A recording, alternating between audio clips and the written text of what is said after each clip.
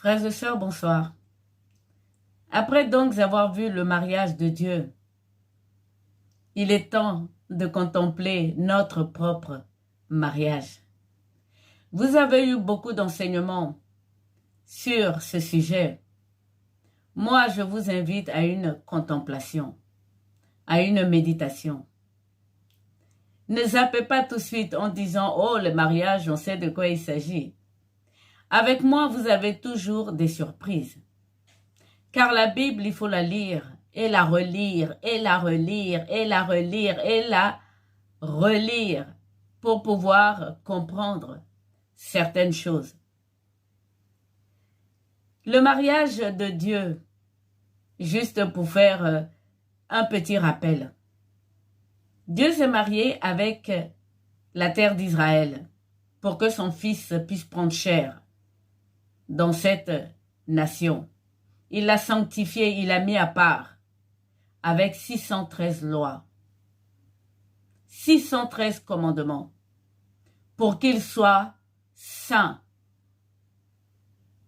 Et oui, frères et sœurs, quant aux nations, la grâce que nous avons, les églises, c'est le temps.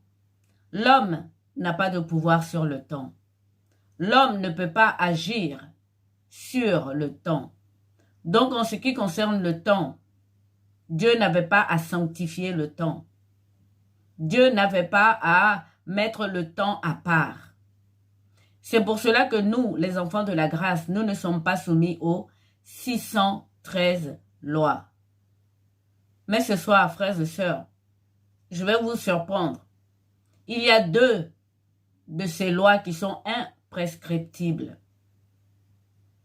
Il s'agit donc du sang que nous avons vu avec le Lévitique et le mariage. Oui, frères et sœurs, le mariage est imprescriptible dans ce monde. Il y a une raison toute simple à cela. Dieu, en venant dans le monde pour nous sauver, pour nous racheter, est venu avec une force que nous appelons le Saint-Esprit. Saint-Esprit veut dire un esprit. Dans mes précédentes vidéos, nous avons parlé du Saint-Esprit. Dieu est esprit et il est un. Il n'y a pas d'autre Dieu. Il y a un seul Dieu. Alors donc, le Saint-Esprit, frères et sœurs, entre dans l'union de l'homme et de la femme. Dans Jean 14, versets 15 à 18, Jésus-Christ nous apprend que le Saint-Esprit est une personne. Et c'est cette personne du Saint-Esprit qui scelle l'alliance entre le Père et le Fils. Et c'est le même Saint-Esprit qui scelle l'alliance entre un homme et une femme, comme à l'origine. Rentrons dans notre vidéo. Ne zappez pas. Vous allez avoir des surprises. Commençons par le commencement, la Genèse.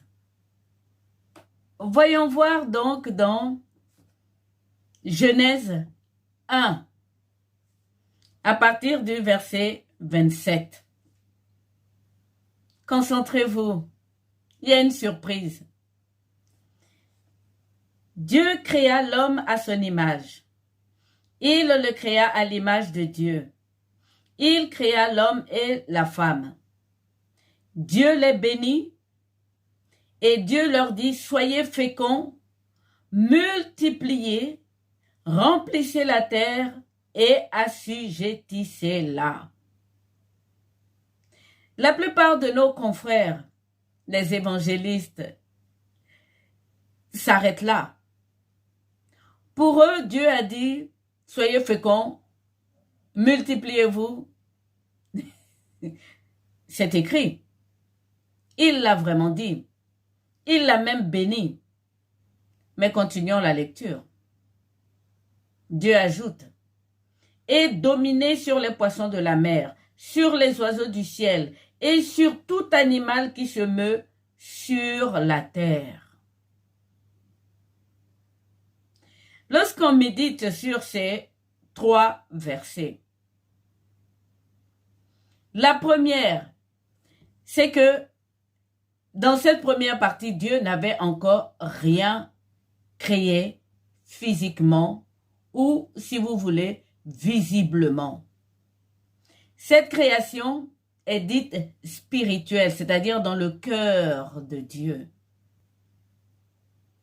Dans une de mes précédentes vidéos, j'ai essayé de vous faire comprendre que tous les enfants qui viennent dans ce monde sont conçus spirituellement, dans le cœur de Dieu, dans l'esprit de Dieu. Donc cette première partie, c'était spirituellement. Cette bénédiction est spirituelle. Et c'est cette même bénédiction que nous avons dans Éphésiens. Dans l'épître aux Éphésiens 1, à partir du verset 3, Saint Paul dit ceci: « Béni soit le Dieu et Père de notre Seigneur Jésus-Christ qui nous a bénis de toute bénédiction spirituelle dans les lieux célestes. »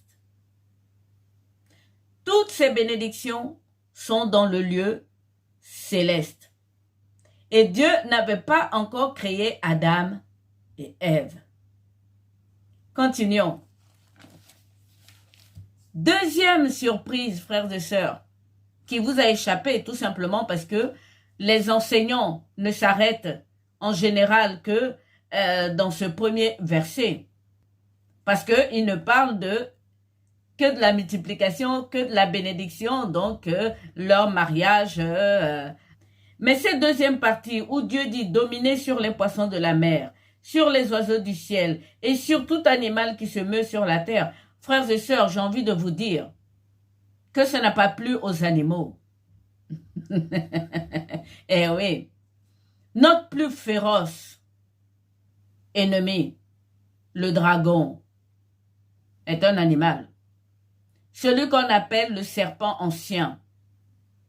Lorsque Dieu a pensé dans son esprit que l'homme et la femme allaient dominer sur lui, ça ne lui a pas plu. Vous ne me croyez pas? Genèse 2. En Genèse 2, verset 7, il forma l'homme de la poussière de la terre, il souffla dans ses narines un souffle de vie et l'homme devient une âme vivante. Ça, vous le connaissez. Frères et sœurs, dans Genèse 1, il les avait créés tous les deux dans sa tête, dans son cœur, dans son esprit. Dans Genèse 2, il a commencé à créer Adam. Après avoir créé tout le jardin, il a créé d'abord Adam. Continuons la lecture. Au verset 18, l'Éternel Dieu dit, « Il n'est pas bon que l'homme soit seul. » Il n'est pas bon que l'homme soit seul. Alors, à ce niveau de lecture, vous vous dites, « Oh ben, il va créer Ève. » Eh bien oui, puisque spirituellement, il avait déjà pensé à créer Ève. Eh bien, ce n'est pas ce que l'Éternel va faire. Il va commencer par former de la terre tous les animaux des champs, des oiseaux du ciel. Et il les fera venir vers l'homme pour voir comment il les appellera. Eh oui, entre Adam et Ève, Dieu a créé d'abord les animaux. Pourquoi est-ce qu'il a fait ça? Je vous laisse méditer là-dessus. Continuons, la surprise n'est pas finie. Ensuite, et l'homme donna nom à tout le bétail, aux oiseaux du ciel et à tous les animaux des champs. Mais pour l'homme, il ne trouva point d'être semblable à lui. Donc, il se sentait toujours seul. Il a donné le nom au dragon. C'est un homme qui a donné le nom au dragon. Rappelez-lui quand il va venir vous embêter. Alors l'Éternel fit tomber un profond sommeil sur l'homme et il créa Ève. Mais continuons. Une fois que l'Éternel a créé Ève, et l'homme dit au verset 23, « Voici cette fois celle qui est os de mes os et chair de ma chair. On l'appellera femme parce qu'elle a été prise de l'homme. » Cette partie est très intéressante, frères et sœurs, et même très importante. Chair de ma chair, os de mes os. Le sang est très important. Le sang demeure imprescriptible. Et donc, je continue. Au verset 25, donc de Genèse toujours 2, l'homme et la femme étaient tous deux nus et ils n'en avaient point honte. Ils étaient nus, ils n'avaient pas honte. Eh oui. Ils étaient des eunuques. C'est le titre de ma vidéo, donc il faut absolument que je le place ici. Ils étaient des eunuques. Et dans le ciel, c'est comme ça que nous serons. Des eunuques. Nous serons entre nous, frères et sœurs. Et il n'y aura plus de mariage. Plus de rapports sexuels. C'est pour ça que je dis qu'ils étaient des eunuques. Genèse 3, frères et sœurs, c'est là où ça va être intéressant. Le serpent était le plus rusé de tous les animaux des champs de l'Éternel. Le serpent, l'animal que lui-même il a nommé, l'animal dont Dieu dit dans Genèse 1, tu le domineras. C'est cet animal qui nous a fait tomber. Tout simplement parce qu'il n'a pas aimé être dominé par les humains.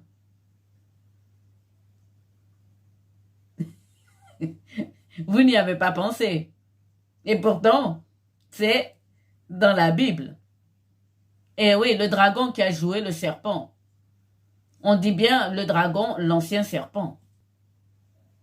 Il s'est couché dans l'herbe et il a trompé Ève. Et je pense que Dieu le savait. Puisque entre Adam et Ève, il a créé d'abord les animaux. S'il avait créé Ève en même temps que Adam, il lui aurait dit, vous ne mangez pas, et Ève n'allait pas manger.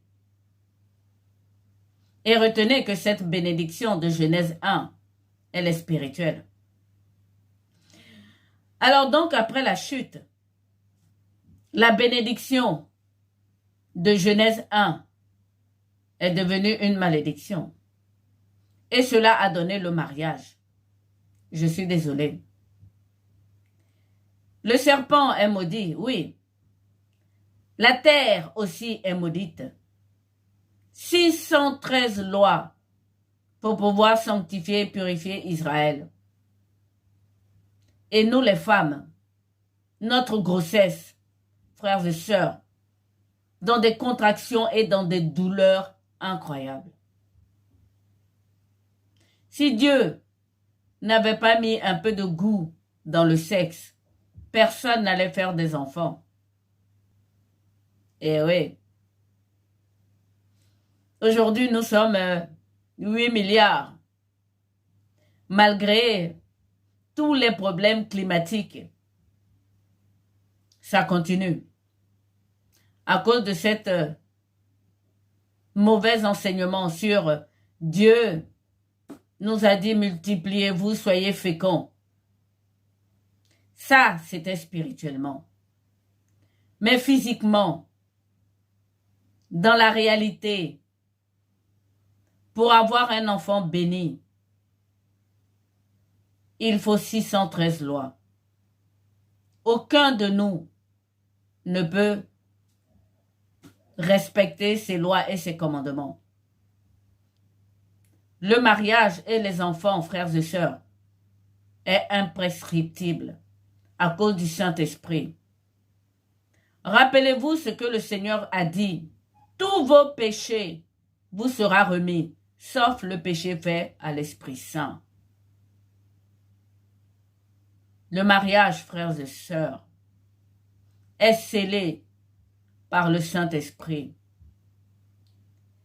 Le mariage est scellé par le Saint-Esprit lorsque c'est le premier mariage et le dernier. Voilà ce que Dieu dit dans Malachie 2, à partir des versets 14. Je vous laisse lire. Au début, c'est les Israélites qui se plaignent à Dieu en disant, « Tu nous oublies, on est malheureux, on est pauvre. » Et voici la réponse de l'Éternel. Et vous dites pourquoi? Parce que l'Éternel a été témoin entre toi et la femme de ta jeunesse, à laquelle tu es infidèle, bien qu'elle soit ta compagne et la femme de ton alliance. Ah, la femme de ta jeunesse. La première, celle qui est scellée par le Saint-Esprit. Je continue. Nul n'a fait cela avec un reste de bon sens. Un seul l'a fait. Et pourquoi? Parce qu'il cherchait la postérité que Dieu lui avait promise. Dieu peut faire des enfants à Abraham avec des pierres. C'est Saint Jean qui nous l'a dit. Tous les enfants qui sont conçus spirituellement dans le ciel, si nous ne les concevons pas ici dans le monde, nous allons les retrouver au ciel. Je continue. Prenez donc garde à votre esprit et qu'aucun ne soit infidèle à la femme de sa jeunesse. Un seul mariage. Un seul esprit. Car je hais la répudiation, dit l'Éternel, le Dieu d'Israël. Quelle que soit la traduction que vous avez, frères et sœurs, Dieu hait la répudiation. Il hait le divorce. Il est le même hier, aujourd'hui, éternellement. Dieu ne change pas. Nous connaissons la fidélité de Dieu. Il est venu pour nous racheter. Il s'est marié avec le temps. Israël a beaucoup souffert pour être époux, afin que nous ayons le salut par eux, Jésus-Christ. Le mariage est saint pour Dieu. Je continue. Et celui qui coupe de violence son vêtement, l'impudicité, l'infidélité, l'adultère, pour Dieu c'est une violence incroyable. Dit l'Éternel des armées, prenez donc garde en votre esprit et ne soyez pas infidèles. La femme de la jeunesse. C'est très important pour Dieu. Et nous allons voir à la suite. Je vous laisse voir ça dans Cantique des Cantiques. Il le dit. N'oublie pas la femme de ta jeunesse. Tout simplement parce que Dieu veut un seul mariage. Allons dans Proverbe 5, les versets 16 à 18. Mais commençons d'abord par le verset 16. Voilà donc ce qui nous est dit dans Proverbe 5, les versets 16. Tes sources doivent-elles se répandre dehors? Tes ruisseaux doivent-ils couler sur les places publiques? Dieu parle là d'infidélité, d'impudicité, de masturbation, etc., etc. Qu'il soit pour toi seul et non pour les étrangers avec toi. Les étrangers ici, frères et sœurs, ce sont les démons.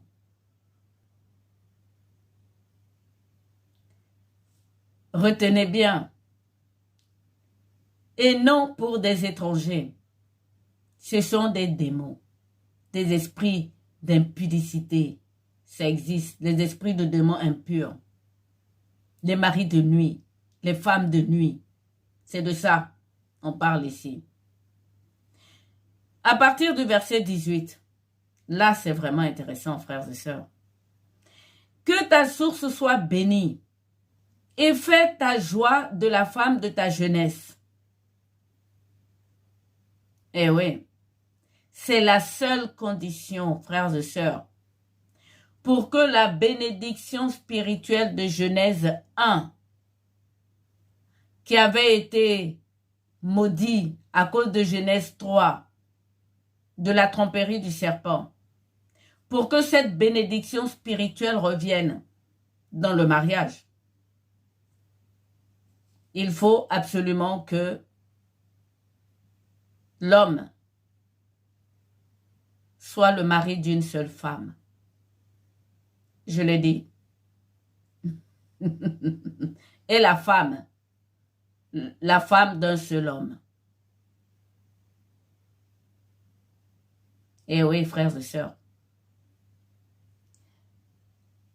Cette expression donc de l'homme, mari d'une seule femme, nous l'avons tout le temps dans 1 Timothée 3 ou dans l'épître à Tite.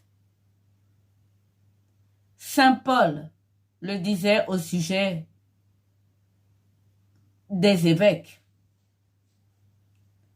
Mais depuis que Dieu est venu pour nous racheter, depuis que nous sommes les enfants de la grâce, normalement pour avoir cette bénédiction, il faut respecter la femme de ta jeunesse, c'est-à-dire ta première femme, pour retrouver les bénédictions spirituelles dont nous sommes bénis et afin de multiplier et d'être féconds.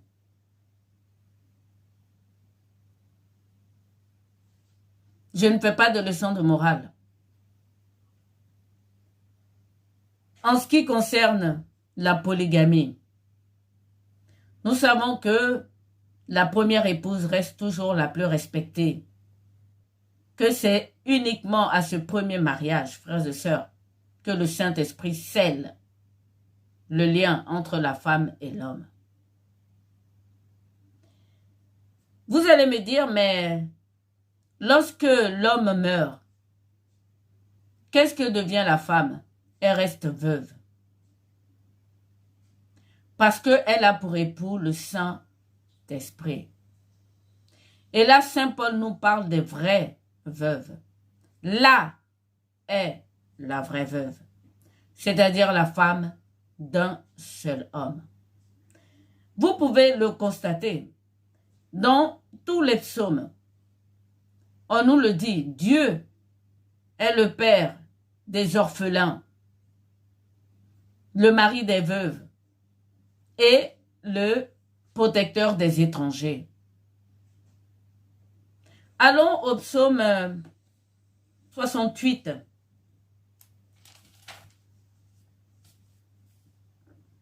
Voici ce qui nous est dit. Le verset 6. Et il y en a tout au long de la Bible. Dieu s'occupe des veuves dont lui-même il a scellé l'union. Les vraies veuves. Une femme qui se marie 4-5 fois n'est pas une vraie veuve. Une femme qui se marie 2 fois, 3 fois n'est pas une vraie veuve. Pour être une vraie veuve, il faut être la femme d'un seul homme. Et pareil pour l'homme. Pour être un vrai veuf, il faut être l'époux d'une seule femme. Ce n'est pas seulement les évêques. Et nous allons voir ça dans les prochains textes.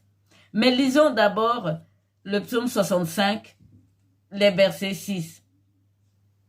Le père des orphelins, le défenseur des veuves, c'est Dieu dans sa sainte demeure.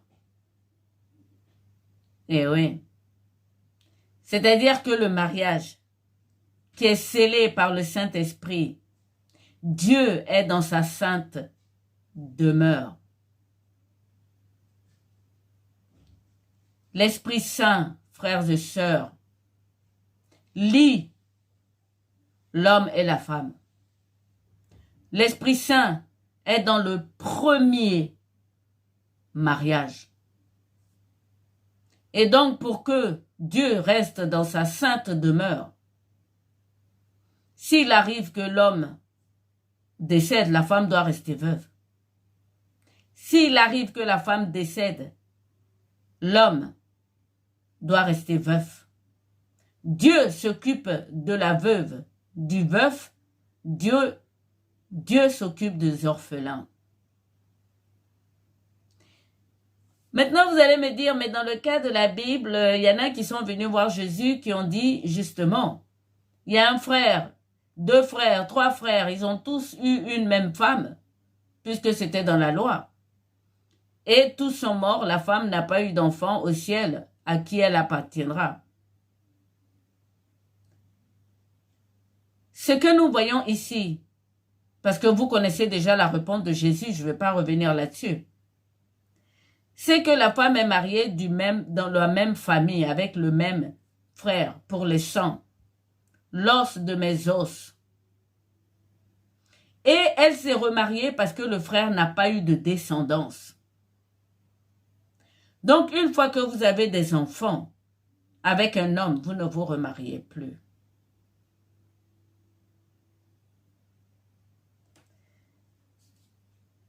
Si cette femme avait eu des enfants, il ne poserait pas cette question à Jésus-Christ de Nazareth. Et je vous le dis, la femme adultère n'avait pas non plus d'enfants. Mais je vous laisse méditer là-dessus. Continuons donc notre étude. Le mariage est scellé par le Saint-Esprit. Le premier et l'unique. Parce que Dieu est tout simplement fidèle. Il est la répudiation. Nous l'avons lu dans Malachie. Dans Cantique des Cantiques, dans Proverbes, dans tous les livres, Dieu ne parle que de la femme de ta jeunesse. C'est très important.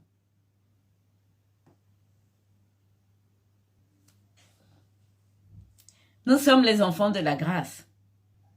Et donc, nous allons mais véritablement voir mariage dans l'Évangile. Commençons par 1 Corinthiens 7, à partir du verset 5. Voilà ce que Saint Paul dit. Ne vous privez point l'un de l'autre, si ce n'est d'un commun accord, pour un temps enfin de vaguer à la prière. Pourquoi? Parce que Satan attaque les mariages. Voilà ce qu'il dit. Puis retournez ensemble, de peur que Satan ne vous tente en raison de votre manque de maîtrise. Et oui, Satan attaque les mariages. Parce qu'il sait que dans le mariage, le Saint-Esprit est présent pour sceller le lien. Plus bas, il dit ceci. Verset 10. 1 Corinthiens 7, verset 10. À ceux qui sont mariés, j'ordonne, non pas moi, mais le Seigneur, que la femme ne se sépare point de son mari. Vous voyez que les 613 lois, le mariage est imprescriptible. Saint Paul le dit. À ceux qui sont mariés, j'ordonne non pas moi, mais le Seigneur. Le Seigneur l'ordonne. Que la femme ne se sépare point de son mari. Si elle est séparée, qu'elle demeure sans se marier.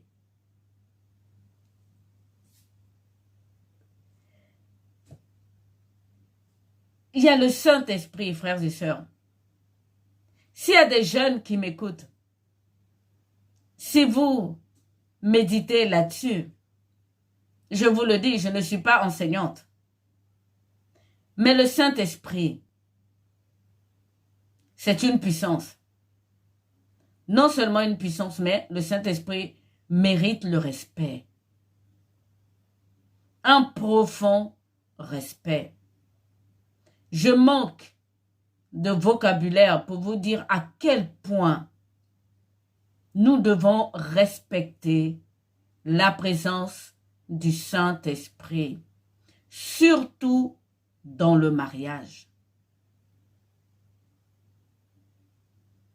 Si vous vous séparez d'avec votre premier amour, vous devez rester célibataire. C'est dur. Aïe. Elle était gentille au début, mais là, ça va pas du tout, hein. Il y a la repentance, frères et sœurs. Et pour cela, je rends grâce à notre Seigneur Jésus-Christ.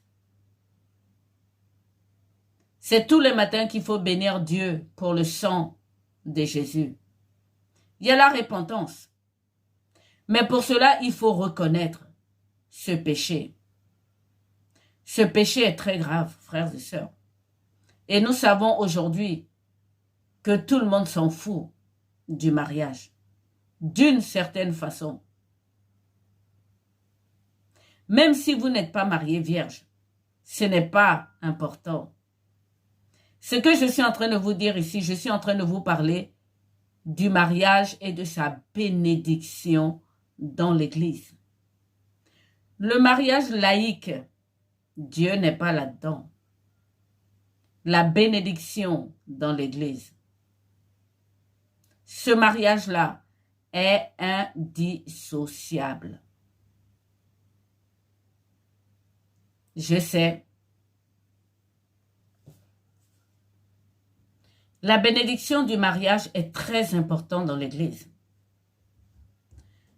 Le Saint-Esprit siège dans l'Église. Un mariage béni dans l'Église est indissociable. L'Église parle de indissolubilité du mariage. Un mot qui est aujourd'hui très difficile à supporter pour les enfants de la grâce. Le mariage, à cause du Saint-Esprit, est indissoluble. Voyons voir avec Matthieu 19, le divorce et le célibat. Matthieu 19. Lorsque Jésus eut achevé ses discours, il quitta la Galilée et alla dans le territoire de la Judée, au-delà du Jourdain. Une grande foule le suivit, et là il guérit les malades. Les pharisiens l'abordèrent et dirent pour l'éprouver: est-il permis à un homme de répudier sa femme pour un motif quelconque? Pour un motif quelconque. Le manque de respect qu'ils avaient à la femme. Et pourtant, Dieu a mis tout le trésor dans la femme. C'est ce que je veux vous faire comprendre ici.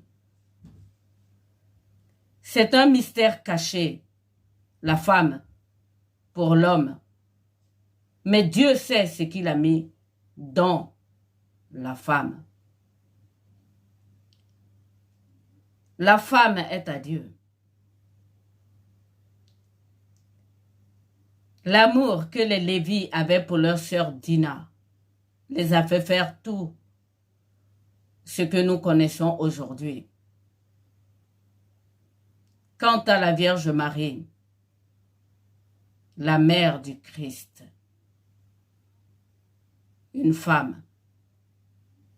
Je veux vous parler de l'indissolubilité du mariage. Je ne suis pas enseignante. Je ne voudrais pas qu'on dise « Ah, mais c'est parce qu'elle est catholique qu'elle dit ça ». Pour quelqu'un qui a beaucoup de respect pour le Saint-Esprit, ne dira pas « c'est parce qu'elle est catholique qu'elle dit ça ». Continuons notre vidéo. pour un motif quelconque. Jésus leur répondit, « N'avez-vous pas lu que le Créateur au commencement fit l'homme et la femme et qu'il dit, c'est pourquoi l'homme quittera son père et sa mère et s'attachera à sa femme et tous les deux deviendront une seule chair. Ainsi, ils ne sont plus deux, mais ils sont une seule chair. Que l'homme donc ne sépare pas ce que Dieu a joint. » Je vous ai dit que je ne faisais pas de leçon de morale ici. Que l'homme ne sépare pas ce que Dieu a joint. La jonction entre la femme et l'homme. La femme a été prise de la côte de l'homme. Dieu les a joints pour l'éternité. Il continue. Pourquoi donc Moïse nous a prescrit de donner à la femme une lettre de divorce et de la répudier? Jésus-Christ leur répond, c'est à cause de la dureté de votre cœur que Moïse a permis cela. Au commencement, il n'en était pas ainsi. Jusque-là, vous dites, on sait. Apprends-nous quelque chose de nouveau. Allons-y. Mais je vous dis que celui qui répudie sa femme, sauf pour infidélité, et qui en épouse une autre commet un adultère. Eh oui. Un adultère. Je ne vais pas rentrer dans les détails. Je ne fais pas de leçon de morale ici. Moi, tout ce que je veux, c'est de voir la chose spirituellement. Tout le monde sait ce que c'est qu'un adultère.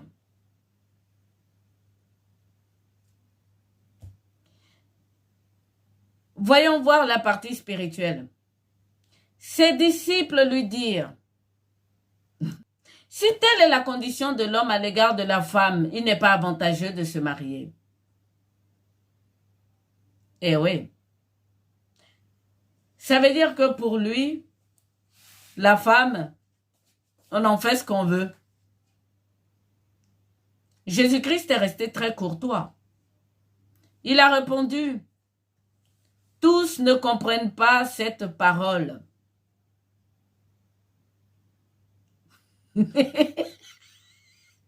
J'aime trop le Seigneur Jésus. Il dit, mais tous ne comprennent pas cette parole. De quelle parole il parle? Jusqu'à présent, quand j'ai lu, vous avez bien compris. Non? Si la femme a été prise de la côte d'Adam, ils sont scellés. On ne peut pas enlever. Et au jardin d'Éden, frères et sœurs, ils étaient nus, ils n'en avaient pas honte. Tous ne comprennent pas cette parole. Adam et Ève sont une même chair, une seule, il n'y en a pas deux. Et Jésus continue. Mais seulement à ceux à qui cela est donné.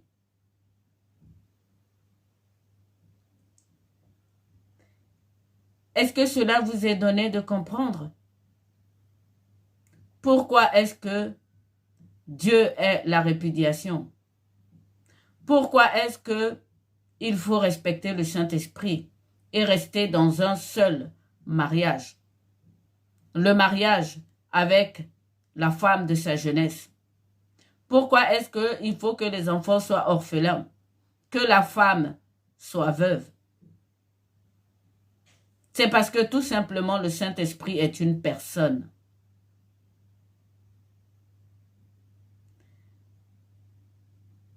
Je continue.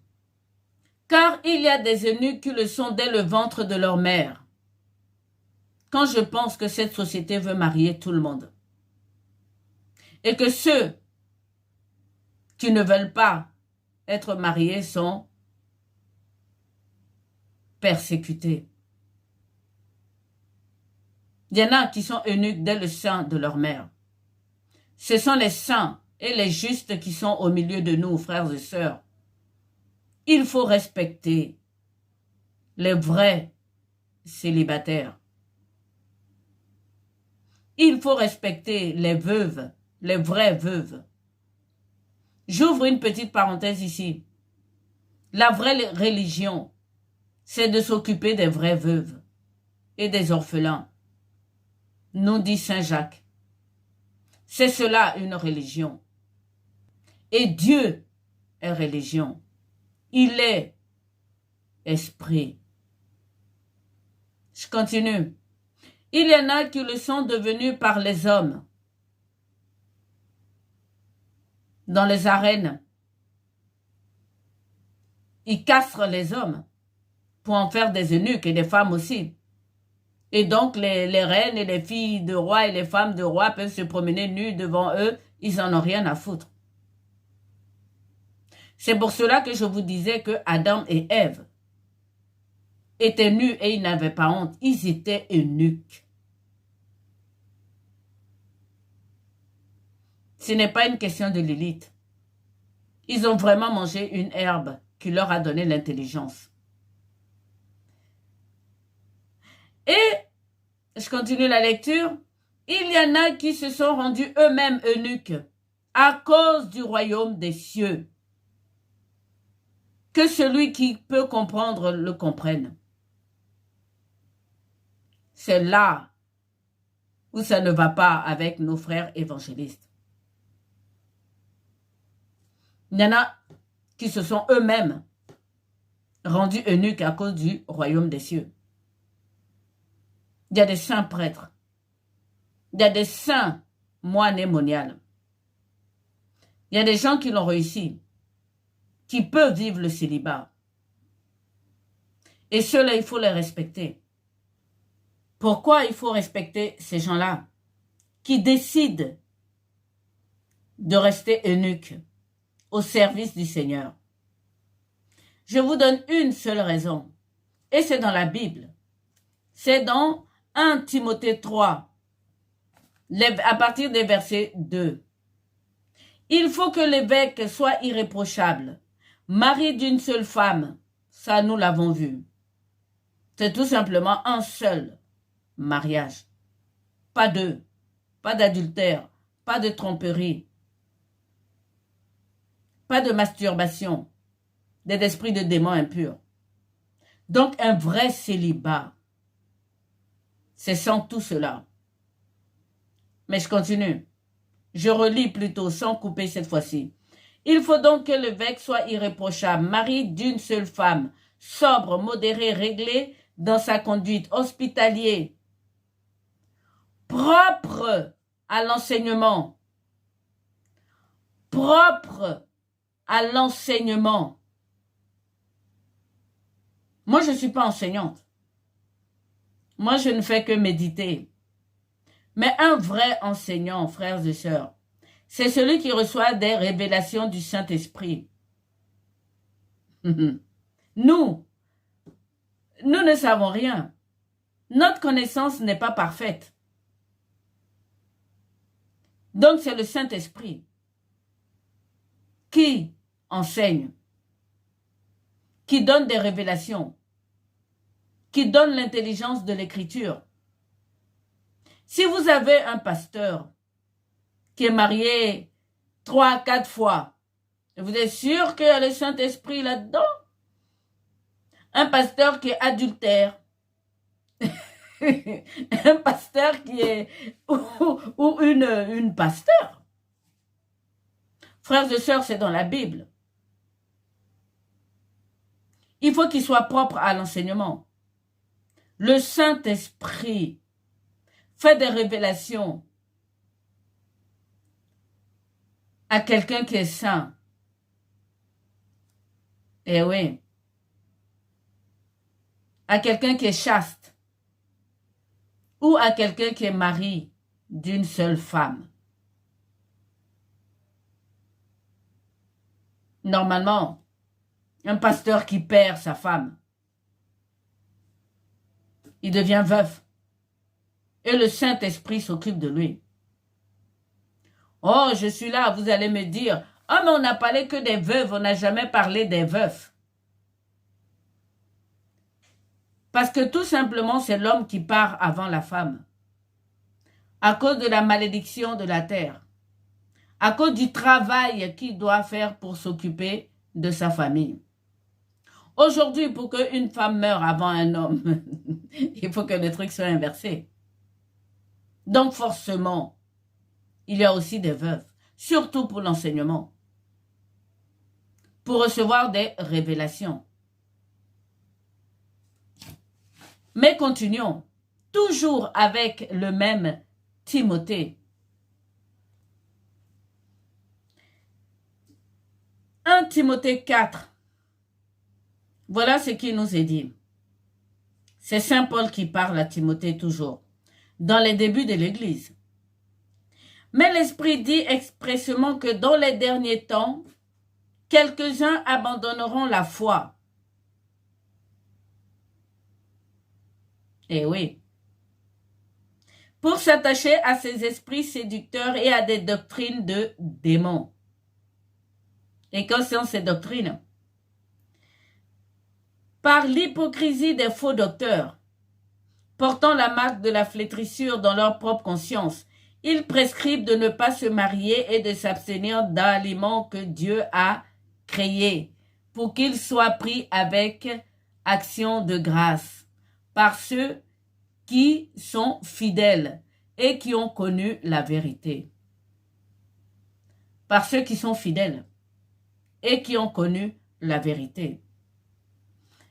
Nos frères évangélistes prennent ce verset pour dire « Ouais, les catholiques ne se marient pas, les prêtres ne se marient pas, les sœurs, les moniales, les moines, que ce sont des prescriptions de démons. » C'est encore une mauvaise compréhension de cette parole, frères et sœurs. Les derniers temps qui arrivent, et nous avons vu une petite marque au JO. Il y en a, frères et sœurs, qui refusent de faire bénir leur mariage à l'église à cause de l'indissolubilité du mariage.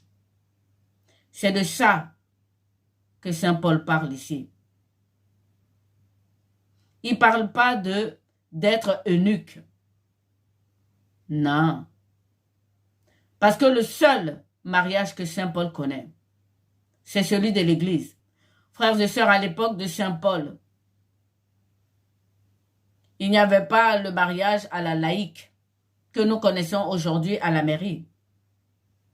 Beaucoup de personnes se marient aujourd'hui à la mairie et qui refusent de se marier à l'Église, soi-disant que une fois qu'on se marie à l'Église, on ne peut pas divorcer. Donc, on ne se marie pas à l'église. Voilà ce que Saint Paul dit dans cette parole. Ça n'a rien à voir avec le célibat des prêtres, des sœurs, des moniales. Au contraire, ceux-là, dans leur vie célibataire, ont beaucoup d'onction avec le Saint-Esprit. Les démons qui prescrivent de ne pas se marier, c'est contre la foi. Comme Satan qui est entre les mariés, que je viens de vous lire dans Corinthiens. Frères et sœurs, le mariage. Vous qui me regardez, si vous n'êtes pas encore mariés, pensez que vous vous mariez avec le Saint-Esprit. Retenez dans votre esprit cette parole du Seigneur. Tous vos péchés vous seront pardonnés, sauf le péché fait à l'Esprit Saint. Contractez un seul mariage. Quant à ceux qui sont divorcés, remariés, vous savez, moi j'aime beaucoup le pape François. Est pour moi le pape de la miséricorde. Lorsqu'il propose la bénédiction des divorcés remariés, frères et sœurs, c'est pour les enfants. Le mariage, c'est important. Il doit être fait à l'église. Il doit être fait à l'église parce que c'est à l'église qu'il y a le Saint-Esprit. Rappelez-vous, le Christ a épousé les nations dans l'église dans le temps. Et donc, lorsque le pape propose de bénir les divorcés remariés, c'est justement à cause des enfants. C'est pour le Saint-Esprit que le pape veut faire ça. Frères et sœurs, le pape François est un pape de miséricorde. Un de ces jours, je vais faire une vidéo sur le pape François. Moi, je fais de la méditation. Je sais que cette vidéo n'aura pas beaucoup de succès, mais c'est pas grave. Pensez le mariage comme si vous vous mariez avec le Saint-Esprit. Je ferme la parenthèse avec le pape François. Maintenant, nous allons conclure notre vidéo avec une parole très intéressante de Saint Paul, l'apôtre des nations. Voilà ce que Saint Paul dit dans 1 Corinthiens 9, les versets 4. C'est très intéressant. Il dit ceci: n'avons-nous pas le droit de manger et de boire? N'avons-nous pas le droit de mener avec nous une sœur qui soit notre femme? Comme font les autres apôtres et les frères du Seigneur et Céphas. Cette parole, pour quelqu'un qui a un esprit pervers, dira: vous avez vu ce que Saint Paul a dit? Avec mes frères, on va prendre une sœur qui sera notre femme. Ce que Saint Paul voulait dire ici, c'est ce que nous avons lu dans Genèse 2. Adam et Ève étaient tous ensemble. Ils étaient nus et ils n'en avaient pas honte. Ce que Saint Paul est en train de dire ici, et je relis, 1 Corinthiens 9, verset 4. N'avons-nous pas le droit de manger et de boire? Verset 5. N'avons-nous pas le droit de mener avec nous une sœur qui soit notre femme? Femme, frères et sœurs, veut dire aide. Exactement comme dans Genèse. Pour conclure ma vidéo, je ne pouvais trouver meilleur verset que celui-là. C'est pour cela qu'au ciel, il n'y aura plus de mariage. La femme veut dire aide. Le mariage est scellé par le Saint-Esprit. Au ciel, on n'aura plus besoin de faire des enfants, on va vivre comme des anges. Le mariage est important, frères et sœurs. Soit vous restez célibataire au service du Seigneur, soit vous contractez un seul mariage. Pas deux, pas trois, par respect pour le Saint-Esprit. Je termine donc en vous disant qu'au ciel, ce sera le mode eunuque. Femme veut dire aide. Exactement comme ce que Saint Paul a dit dans 1 Corinthiens 9, des versets 5. Une sœur qui soit notre femme. Une sœur qui sera notre aide. Femme veut dire aide. Voilà donc pour cette vidéo. J'espère que vous avez eu le courage de le suivre jusqu'à la fin. Parce qu'il était important pour moi de vous dévoiler ce que signifie le mot femme. La femme est l'aide de l'homme. C'est le Saint-Esprit qui est l'époux. Bonsoir.